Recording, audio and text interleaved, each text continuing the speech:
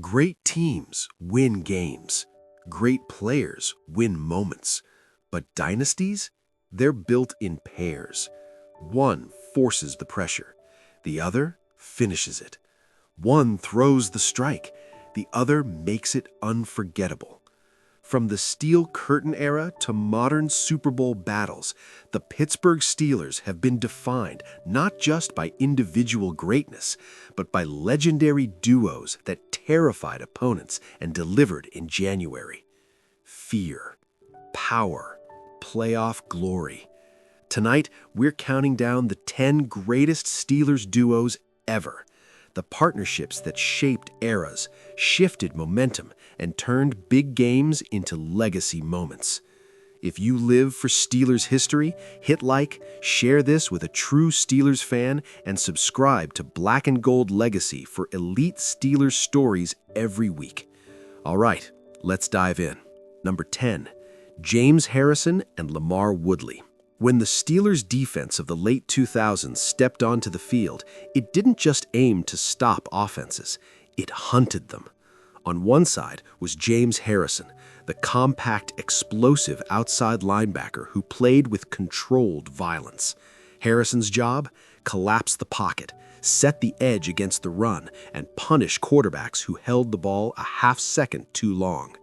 On the opposite edge stood Lamar Woodley, longer, fluid, and devastating off the snap. Woodley wasn't just a complimentary rusher, he was a postseason closer. His burst off the edge forced offenses to slide protection, opening one-on-one opportunities for Harrison. That's what made them lethal. You couldn't double both. You couldn't roll away safely. You couldn't escape clean. Harrison brought raw power and leverage. Woodley brought speed and finishing instinct. Together, they formed the bookends of a championship defense. Iconic impact moment. Super Bowl 43. While Harrison's legendary 100-yard interception return defines the highlight reel, Woodley's fourth-quarter sack and forced fumble shifted late momentum in a game that demanded perfection. When the Steelers needed a defensive swing, this duo delivered pressure that tightened the margin. That's playoff football. Why this duo matters? The 2000 Steelers' identity wasn't just about tradition. It was about adapting the Steel Curtain mentality into the modern pass-heavy NFL. Harrison and Woodley carried that torch. They forced turnovers. They dictated tempo. They made quarterbacks uncomfortable in the biggest moments. Fear on both edges. Power in every snap. And when January arrived, they didn't fade. They amplified. That's why Harrison and Woodley opened this list at number 10. Number 9, Jerome Bettis and Alan Faneca. Before the spread offenses, before the pass-heavy revolution, there was smash-mouth Steelers football. At the heart of it stood Jerome Bettis, the bus, a downhill runner built to punish defenses in the fourth quarter. Bettis didn't just carry the ball, he wore defenses down.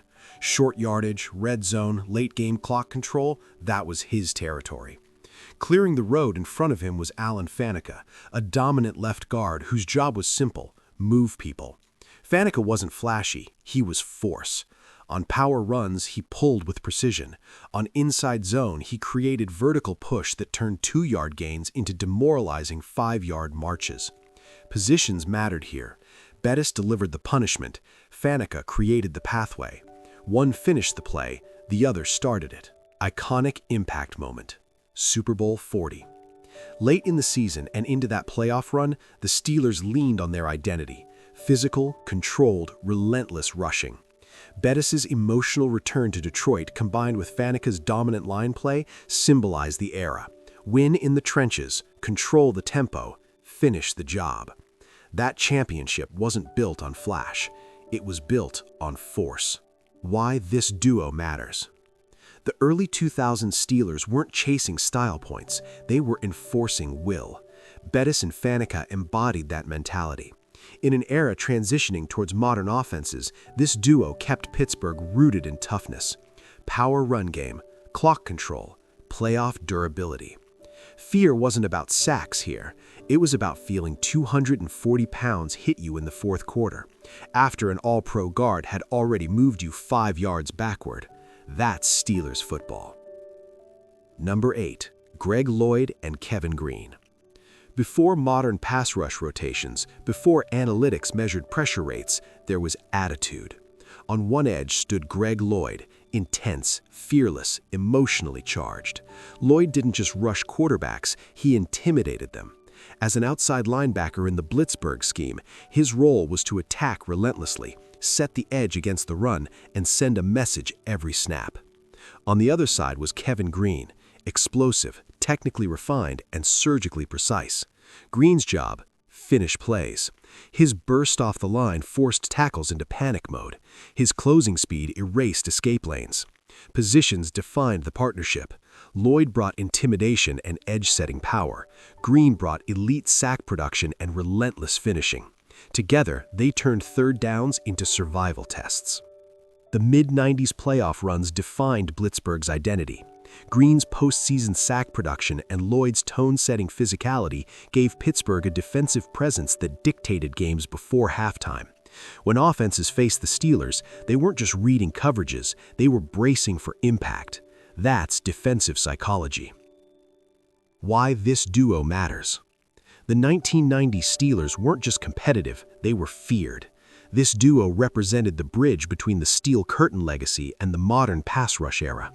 In a league beginning to open up offensively, Lloyd and Greene reminded everyone that Pittsburgh still controlled games from the edge. Quarterbacks felt them. Offensive coordinators schemed around them. Crowds fed off them.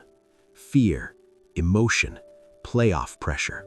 That's why Lloyd and Greene hold the number 8 spot, a duo that made Blitzburgh unforgettable. Number 7. Ryan Clark and Troy Polamalu. Great secondaries don't just react, they anticipate. At strong safety stood Troy Polamalu, unpredictable, instinctive, almost improvisational. His role wasn't limited to coverage. He disguised blitzes, jumped passing lanes, and timed snap counts like he had access to the offense's playbook. Polamalu erased mistakes before they became touchdowns. Behind and beside him was Ryan Clark, disciplined, physical, and direct. Clark's responsibility was structural balance. He played deep coverage with control, delivered tone-setting hits in the middle of the field, and allowed Polamalu the freedom to roam. Positions defined everything. Polamalu was the chaos. Clark was the order. One freelanced, the other stabilized. Together, they created confusion for quarterbacks. If a passer thought Polamalu was blitzing, he might drop into coverage. If they thought Clark was sitting deep, he might close downhill with force. Iconic impact moment. 2008 AFC Championship game. Polamalu's game-sealing pick six became an instant Steelers classic. Anticipation, explosion, finish. But Clark's physical presence throughout that era set the emotional tone for the defense. Wide receivers crossing the middle knew contact was coming. This wasn't just coverage, it was intimidation layered with intelligence. Why this duo matters. The late 2000s Steelers defense was built on complexity and discipline. Polamalu gave it brilliance. Clark gave it backbone. In a modern NFL leaning into passing attacks, this duo turned the secondary into a weapon rather than a reaction unit. Fear over the middle, instinct at the snap, championship composure in January.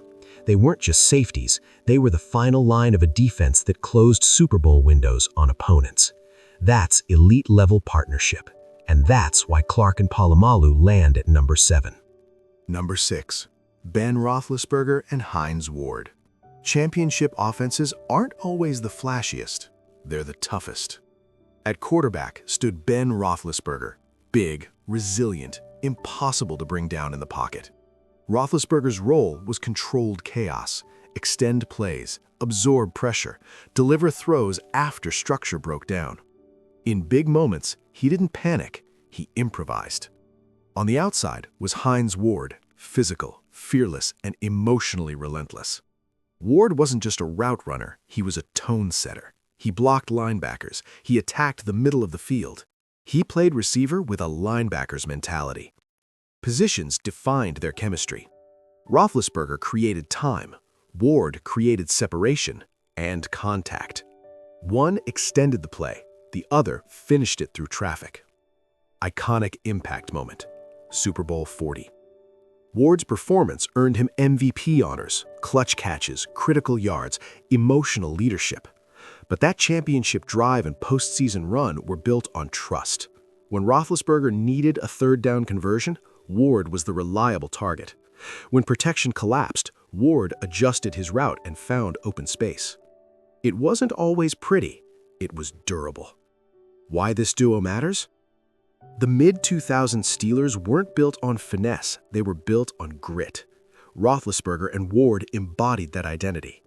In an era before the league fully tilted towards spread offenses, they delivered playoff production through physical football.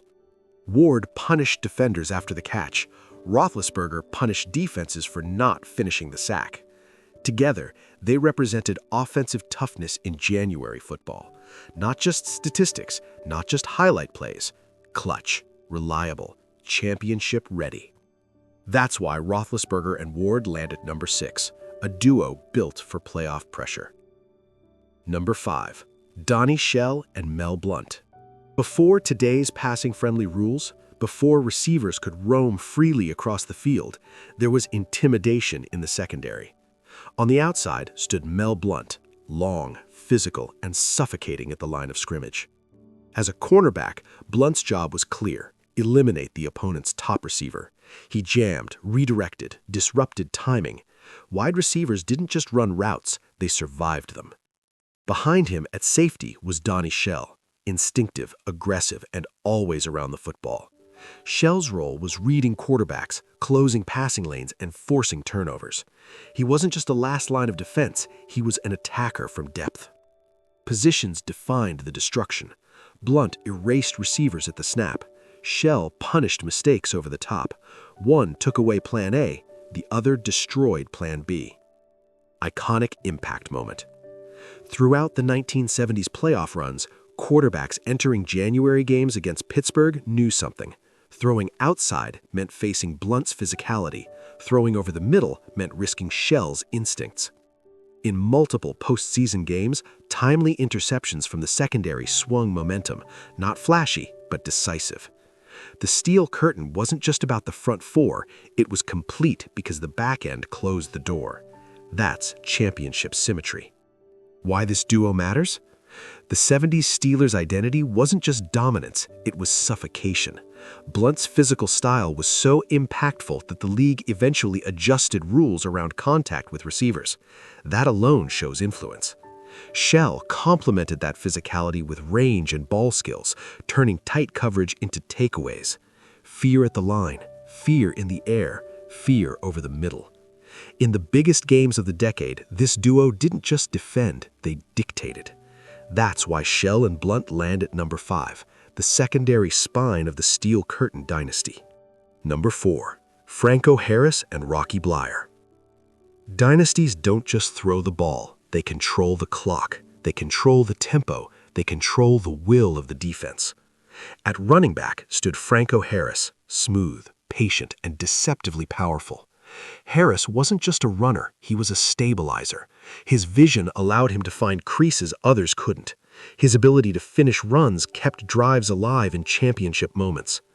Beside him was Rocky Bleier, physical, fearless, and emotionally symbolic. Bleier's role wasn't just carries, he blocked. He ran tough interior routes. He brought edge to short yardage situations. He was the grinder that complemented Harris's flow.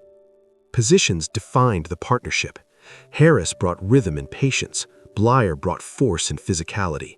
One set up the defense, the other punished it. Iconic impact moment. Super Bowl 13. Harris's touchdown runs reinforced the Steelers' ability to control championship games on the ground.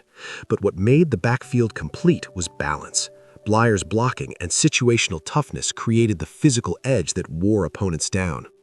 In big moments, the Steelers didn't panic, they handed it off. That's identity football. Why this duo matters?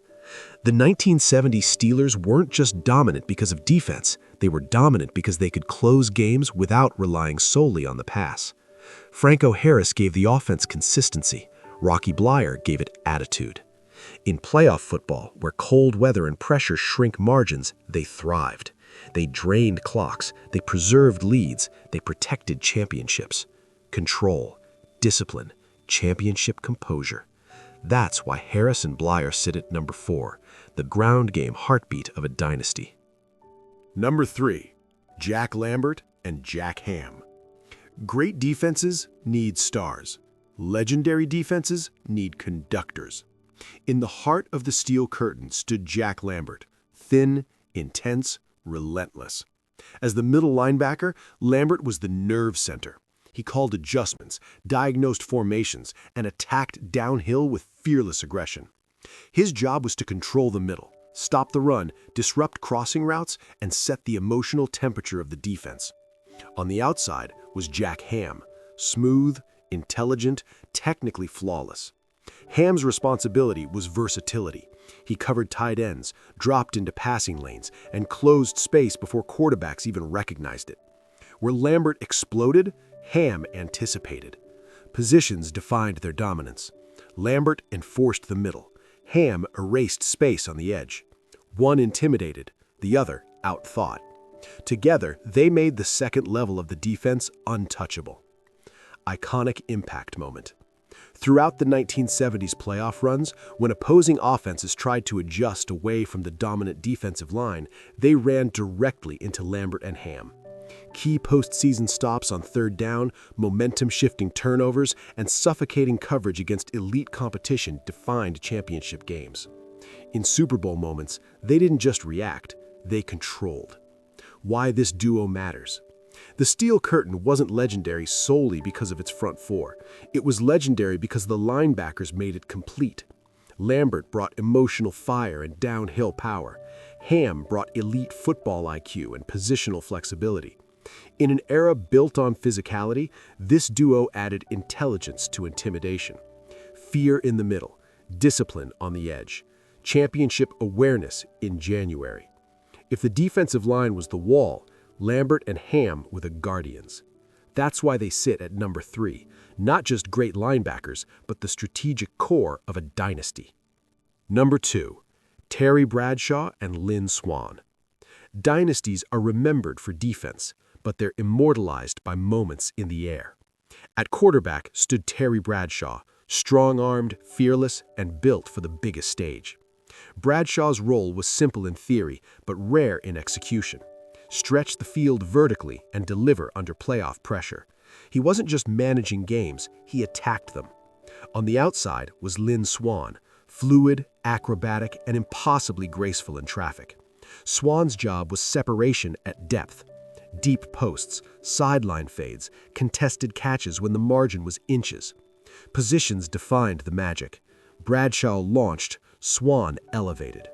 One trusted the window, the other owned the airspace. Iconic impact moment. Super Bowl X. Swann's acrobatic sideline catches remain among the most iconic in NFL history. Body control, balance, concentration. Bradshaw's deep throws in that game weren't safe passes. They were bold, high-stakes decisions delivered with championship confidence. That performance didn't just win a Super Bowl, it defined clutch. Why this duo matters.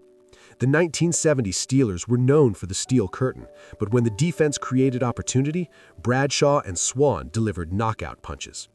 In an era where passing wasn't as dominant as today, their vertical chemistry separated Pittsburgh from the rest. Big moment? Go deep. Need momentum? Trust the connection. Championship on the line? Deliver. Swann's artistry met Bradshaw's arm strength at the perfect time in franchise history. Playoff glory, fearless execution, legacy-sealing performances. That's why Bradshaw and Swann sit at number 2, the aerial heartbeat of a dynasty. Number 1, Mean Joe Greene and L.C. Greenwood. Before fear was a marketing word, it was a defensive front in Pittsburgh. At defensive tackle stood Mean Joe Greene, the foundation of the steel curtain. His job wasn't just to make tackles. It was to collapse the pocket from the inside, destroy blocking schemes, and demand double teams every snap. Greene didn't chase stats. He controlled the geometry of the line of scrimmage. On the edge stood L.C. Greenwood, long, explosive and relentless. Greenwood's responsibility was containment and pressure. If Greene forced the quarterback to move, Greenwood finished the disruption. He attacked offensive tackles with speed and length, closing escape lanes before they even formed. Positions defined the terror. Greene crushed the middle. Greenwood attacked the edge. One collapsed protection, the other punished the adjustment. Together, they didn't just rush the passer, they erased offensive confidence. Iconic impact moment. Throughout the Steelers' 4 Super Bowl victories in the 1970s, this defensive front dictated championship outcomes. When offenses tried to run inside, Greene swallowed gaps. When quarterbacks rolled out, Greenwood was waiting. In multiple postseason games, their pressure shifted momentum early, forcing hurried throws, stalled drives, and field position advantages that fed the dynasty. The Steel Curtain wasn't a nickname, it was a reality, anchored by these two. Why this duo matters? The 1970s Steelers' identity began at the line of scrimmage. Greene commanded double teams, freeing linebackers behind him. Greenwood converted that disruption into sacks and game-changing plays. Interior dominance plus edge pressure equals championship formula. They didn't just win games, they controlled eras. Fear in the trenches, power at the point of attack, playoff glory repeated 4 times. If Bradshaw and Swann delivered the highlights, if Lambert and Ham controlled the middle, it all started up front. Mean Joe Greene and L.C. Greenwood weren't just the greatest Steelers duo. They were the foundation of a dynasty, and that's why they stand at number 1. Great players build resumes. Legendary duos build dynasties. From the trenches of the Steel Curtain to the aerial brilliance of championship Sundays to the modern era of edge rushers and clutch quarterbacks, the Pittsburgh Steelers have never relied on one hero. They've relied on partnerships. One creates pressure, the other delivers the finish. One throws the strike, the other makes history in midair. Fear, power, playoff glory. That's the legacy of Steelers football. If you felt the greatness of these duos, hit like, share this with a true Steelers fan, and subscribe to Black and Gold Legacy for elite Steelers stories every week. Drop a comment below. Which duo is your number 1? And which modern pair could join this list someday? Because in Pittsburgh, legends rise together. See you in the next one.